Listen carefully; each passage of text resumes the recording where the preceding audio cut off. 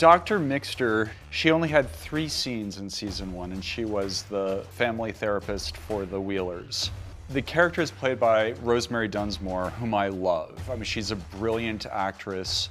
And so I was really excited about this idea of expanding this character in a way that would be completely and utterly shocking to people, and then find out that she was actually orchestrating events in season 1.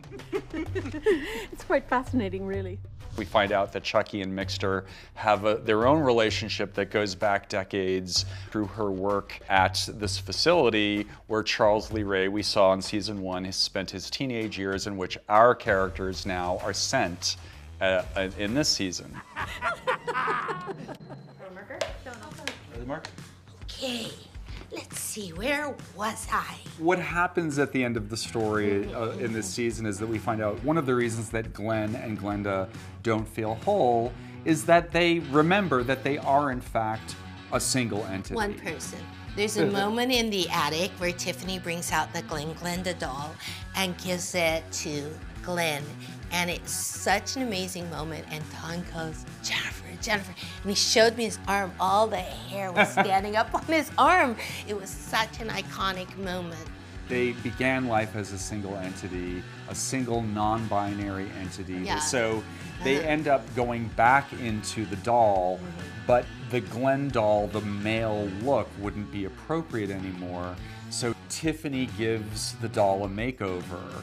And so now the doll is a little male, a little female, a little docile, a little hostile. And Tiffany says, but what do I call you now? And in a moment of inspiration, the doll says, we're Gigi now. I love it. When we thought of that in the room, we were very proud of ourselves. So it's like, what should their name be? Because this is a big deal, because this iconic character is known as Glen and Glenda, but now we've taken them to this new place, they've evolved. What is their name gonna be? Gigi, of course, that's Gigi. Perfect. Oh, that little pile of plastics makes me so happy.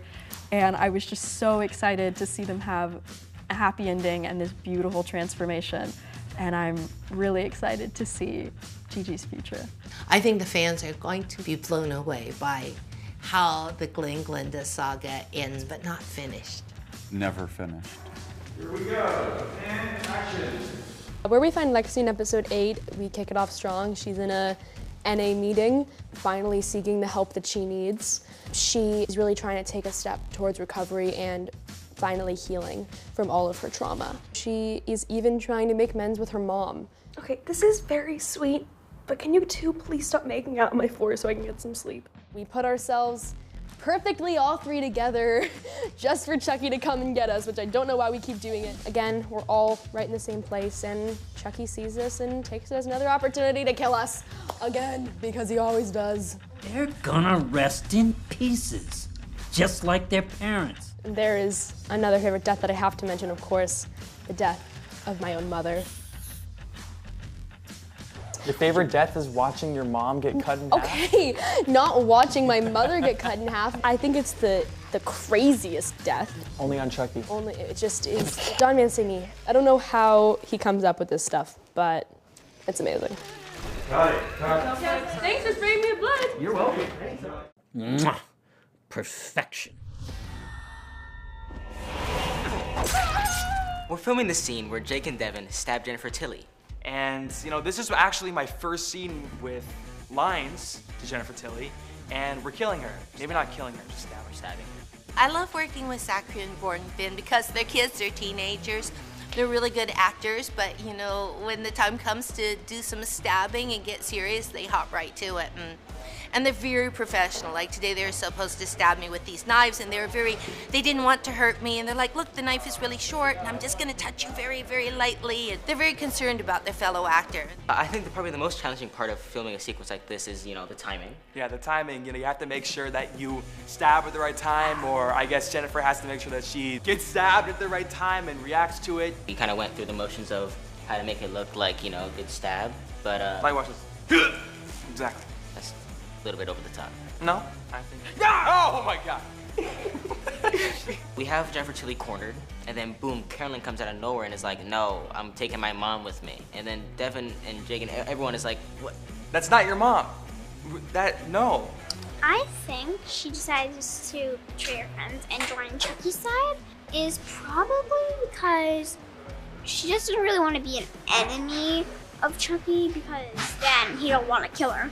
And also, I feel like she just wants a friend. Friends till the end.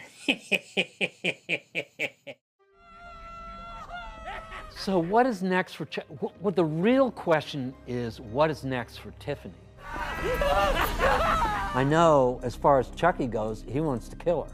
Next for Nika could be a lot of things. I think first on the list is killing Jennifer Tilly / Tiffany Valentine. I really think she deserves it. I think it's gotta be a war. You know, I'm just waiting for what Don's gonna come up with.